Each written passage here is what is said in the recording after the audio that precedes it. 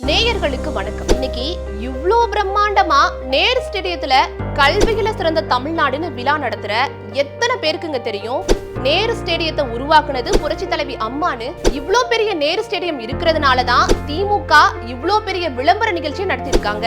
கல்வியில சிறந்த தமிழ்நாடு நிகழ்ச்சி ஒரு அரசு அவங்க செயல்படுத்திய திட்டங்களுக்கு இவ்ளோ செலவு பண்ணி எந்த ஒரு அரசியல் கட்சிகளும் ப்ரொமோஷன் பண்ணதே இல்லைன்னு சொல்ற அளவுக்கு தான் இருந்துச்சு. நாங்க இந்த திட்டம் பண்ணியிருக்கோம் அந்த திட்டம் பண்ணியிருக்கோம்னு கூவி கூவி விக்கிற ஒரே அரசியல் கட்சி தமிழ்நாட்டுல இருக்குன்னா அது திமுகவா மட்டும்தான் இருக்கும். இப்போ ட்ரெண்டிங்ல இருக்கிற தயாரிப்பாளர்கள் நடிகர்கள்னு திரைப்பட நட்சத்திரங்களை கூட்டிட்டு வந்து மோட்டிவேஷன் கொடுக்கிற ஒரு நட்சத்திர விழாவை நடத்திருக்காங்க. இத பாக்குற மக்கள் ஒன்னே ஒன்னதான் தெரிஞ்சுக்கணும். இங்க வந்த நடிகர் தயாரிப்பாளர்கள்னு ஒருத்தரோட குழந்தையாச்சும் அரசு பள்ளியில படிக்கிறாங்களா இல்ல படிக்கதான் வைப்பாங்களா?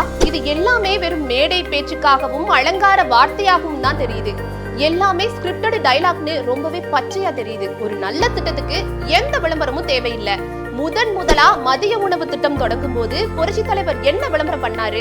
இப்ப வரைக்கும் 50 வருஷத்தையும் தாண்டி அந்த திட்டம் இருக்கிறதுக்கு முக்கிய காரணம் மக்கள் தான். அதிமுக அரசு செயல்படுத்தின எல்லா திட்டமும் ஒரு சாமானிய மக்களையும் எப்படி போய் சேர்ந்துச்சு? விளம்பரப்படுத்தினாலயா? நீங்களே சொல்லுங்க. இப்போ எனக்கும் சரி இத பார்த்துட்டு இருக்க உங்களுக்கும் சரி சில கேள்விகள் தோணும். இந்த விளம்பரங்கள் ஆட்சியை பிடிக்குமா? ஓட்டா மாறுமா? இப்போ இந்த விளம்பரம் தேவையா? நீங்களே கமெண்ட்ல சொல்லிட்டு போங்க.